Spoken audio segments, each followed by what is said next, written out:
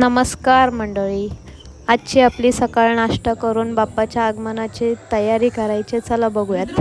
बाप्पाच्या आगमनाची सुरुवात तर आपल्या रांगोळीपासूनच होते. पूर्ण घर सजवून टाकायचं आहे रांगोळी. सर्वात महत्त्वाचं म्हणजे आपल्या बाप्पाच्या पायाचे ठसे, जे की खूप महत्त्वाचे आहेत. जसं की बाप्पा त्या पावलाच्या रूपाने आपल्या घरामध्ये येतो. गणपती बाप्पा मोरया असं म्हणत आपण आपल्या बाप्पाचं स्वागत केलेलं आहे आणि त्यांना त्यांच्या स्थान पण विराजमान करतोय. आरती झाल्यानंतर आपण आपल्या बाप्पाचं दर्शन घेऊयात.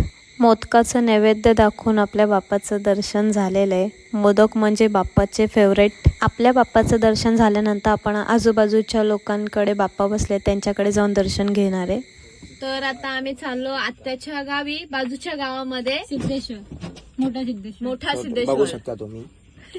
आमचा एक ब्लॉक डोंबोलीला चालू आहे आणि हाच कंटिन्यू होते पालीमध्ये.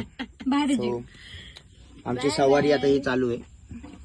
गावात प्रवेश करताच महाराजांचं दर्शन झालंय आणि आपण आत्याच्या घरी पोहोचलोय. आत्याच्या घरचा बाप्पा बघू शकता, सर्वांचे सेम गणपती असतात. आता आत्याकडचं दर्शन घेऊन आम्ही चाललेलो आहे आमच्या ताईकडे. इथे बाजूलाच राहते आत्याच्या इथेच. ताईच्या घरी पोचल्यानंतर तिच्याकडे आरती सुरू होती. त्यांना पण बरं वाटलं आम्हाला सर्वांना बघून. ह्या ताईच्या म्हशी आहेत, 1-2 नाही तर 50 म्हशी आहेत. त्या अंधारामुळे आता इतक्या दिसणार नाही. ताईकडचा बाप्पा. आता आम्ही ताईच्या घरातून बाजूलाच माझ्या मावशीचं घर आहे, तिथं चाललोय सर्व पाया पडायला.